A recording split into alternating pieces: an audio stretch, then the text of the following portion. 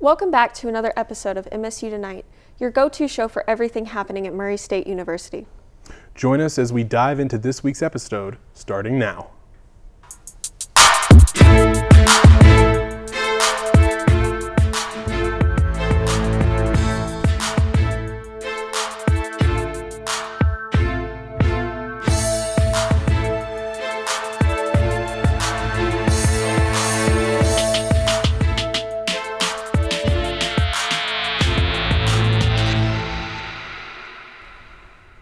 Tonight's episode is packed with important dates and info as we quickly approach the end of October.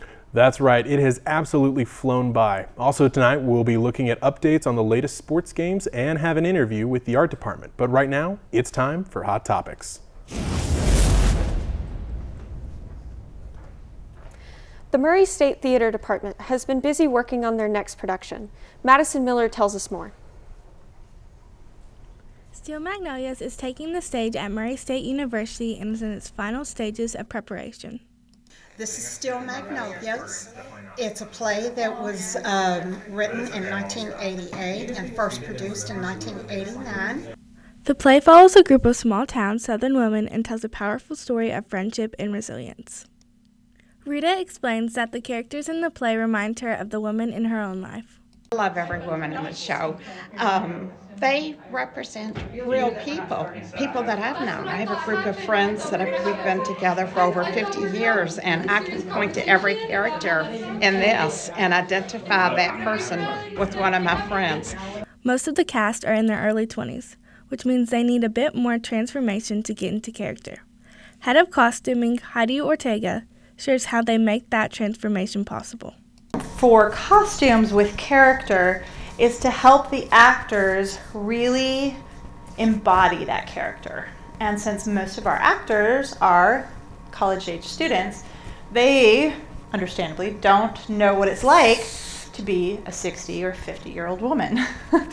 So a big part of what costumes does is it helps them to really feel fleshed out in their character.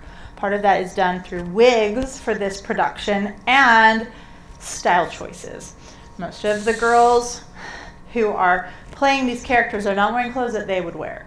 They're wearing clothes that my mother would wear, their grandmother would wear, and things like that so that they could identify with the characters. As the cast and crew puts the final touches on the show, the excitement builds for opening night. With relatable characters and timeless themes, Steel Magnolias is set to offer a moving experience that will leave the audience reflecting on the strength of friendship long after the final bow. Steel Magnolias will be showing October 24th through 26th in the Wilson Hall Studio Theater at 7:30 p.m. There will also be a showing at 2:30 p.m. on October 27th. Today we met with Murray State football film coordinator Reagan Stout. Her department is responsible for the film and post-production of Murray State football. Her work is a central piece of Murray State football and is a pivotal part of their success. Without her team's efforts, coaches wouldn't have the tools to break down plays in real time and strategize effectively every game. Film is meticulously reviewed, which enables the team to identify both structure and their ability to improve. So basically what that all entails is I'm in charge of game film and practice film. So making sure that at practice we have all the camera angles up that the coaches want to see. And for games, kind of similar things, just making sure we have in-house game film and then putting that out for other teams to watch and getting their films. It's that time of year again, folks, the annual holiday art auction. Already, artists from all over campus have begun compiling their best works to submit. It's a great way to show off the talents of our future alums, showcase their work for employers, and get a little experience in public showcases. You may not earn any money at all, but artist majors who participate have a chance to win scholarships at the end of the showcase.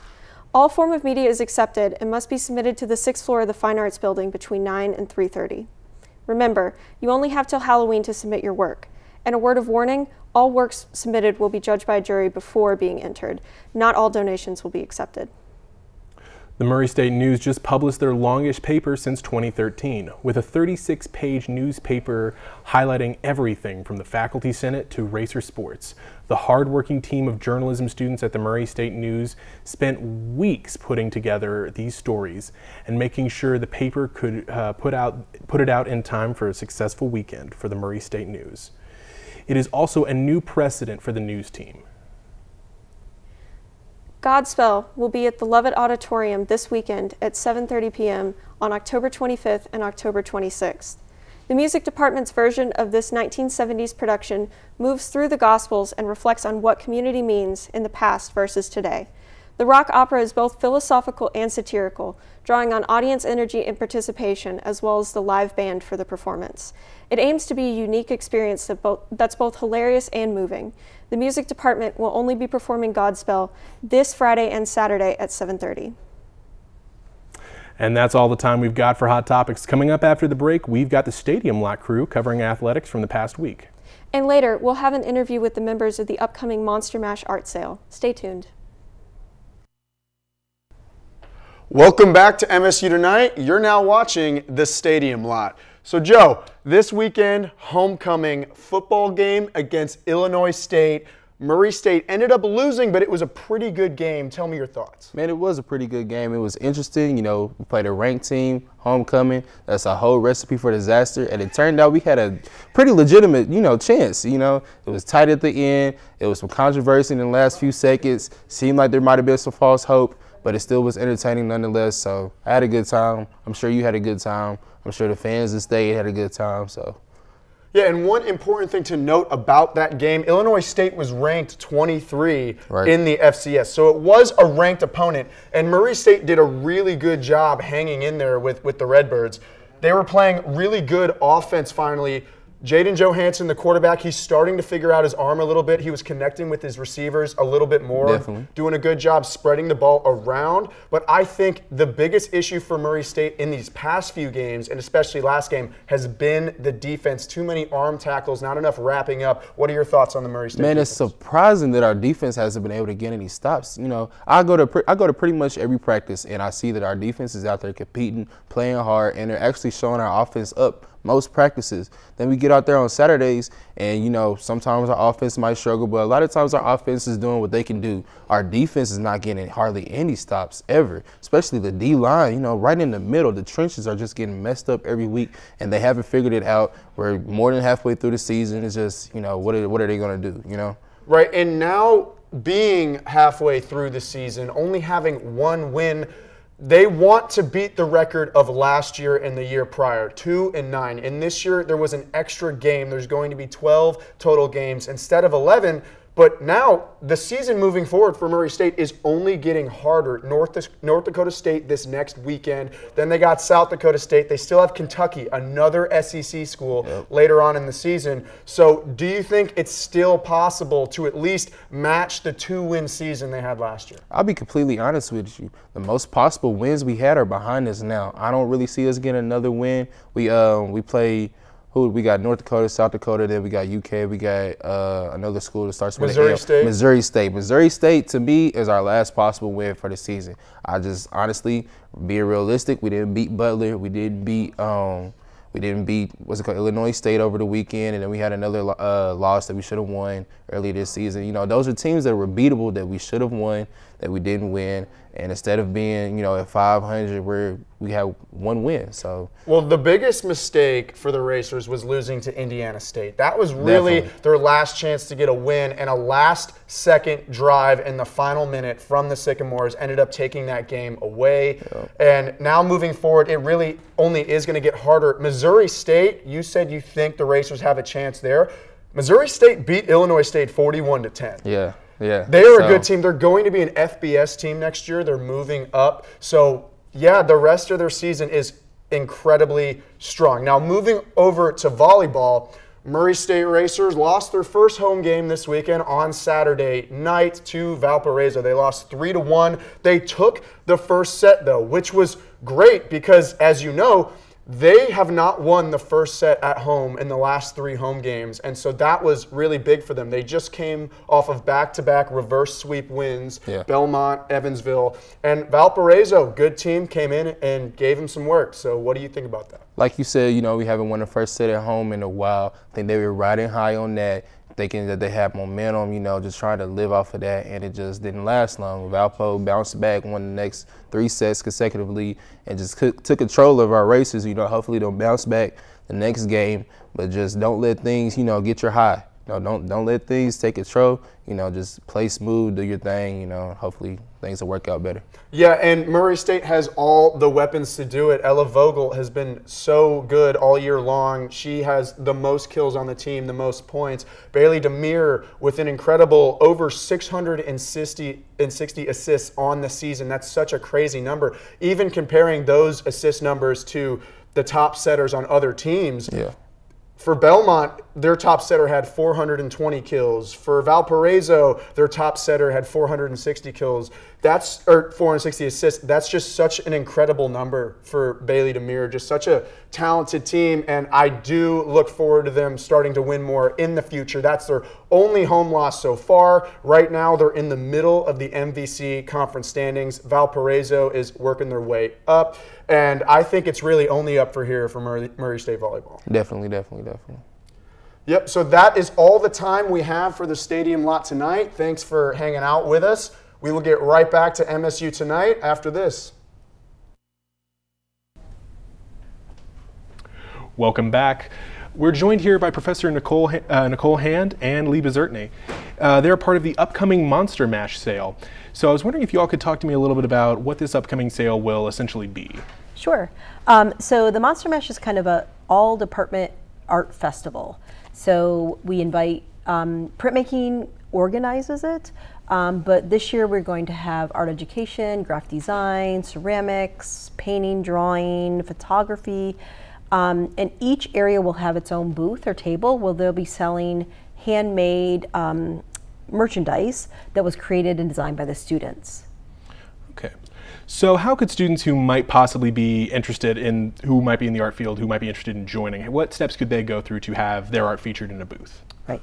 Well, right now for this year we're kind of in production mode, but for the printmaking area we do have a print party this Sunday starting at 3 p.m. where we're going to be mass producing some of the stuff that we've already been making and designing by the students. It's a really fun festival, so we'll be outside on Halloween from 10 a.m. to 2 p.m.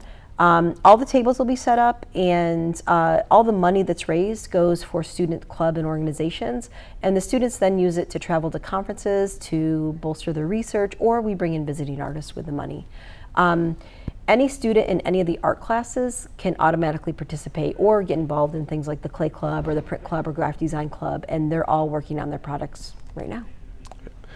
Lee, you're a student, so I was wondering if you could talk to me a little bit about your involvement with this. Yeah, so I'm sort of the enacting Murray State University Print Club president, and we have been putting together the printmaking party in order to get all of the merchandise printed on and ready to sell to students and other faculty for Monster Mash. A lot of my work is revolving around prepping, cleaning, making sure everything runs smoothly for everyone else, and just being sort of a helping hand both emotionally and physically. Yeah. And this year we have a lot of great items for sale. So we're going to be selling t-shirts and sketchbooks, pencil pouches, iron-on patches. There are going to be clay sculptures. There's going to be stickers and buttons, shrinky dinks. Just a little bit of something for everybody. So a great way to do some maybe early holiday shopping, and again, support students. And it's all original design work. So it's things that you wouldn't find at Walmart or at any other kind of box store. It's one-of-a-kind images made by students. Okay. Now I see you've brought a little bit of some goodies for us to kind of look through here, as evidenced by this. I believe this is a print-on patch, or a melt-on patch, I guess, as you put it earlier. Yep. So I guess my question is, how did this all somewhat kind of come about a bit? If you could talk about that a little bit. Sure. So many years ago, I would say probably about 15 years ago, I had just a really ambitious class that wanted to celebrate Halloween. And so I made a deal with them, if they made really good prints of monsters, that we would take them outside and share the love of printmaking with everybody. They did, and so we went outside and gave out candy and gave away free prints. From there, they wanted to start doing it every year, so printmaking would always design a bunch of things, and then we would sell it, and we started raising money. After a couple years of that, we decided we just wanted to include more people to make it bigger and better. So now I think there are 9 different classes or clubs in the art department that are participating. And it just makes a really fun event. We all come in costume too. You don't have to be in costume to come to our event, but we'll be in costume. And it's just a fun way to celebrate Halloween and to kind of share some of the great work that the students make. What kind of feedback would you say you would usually get from people who usually would attend some of the Monster Mash? Oh my gosh, they love everything. There really is something for everyone. Yeah. Everything is also unique, and as Nicole said, it's one of a kind. So these are limited edition prints. We typically don't print the same design again. So everything that you see and that is available for you to purchase is a one-time deal. Yeah. Lee, how does it feel being a student, kind of being a part of something like this, where you get to have your art put on display and possibly some print or something you've made possibly could be bought as like a sticker, or as we've included in a patch or a notebook? Yeah, it feels amazing. It's wonderful to be a part of not only the art community on campus, but our student community, like as in whole.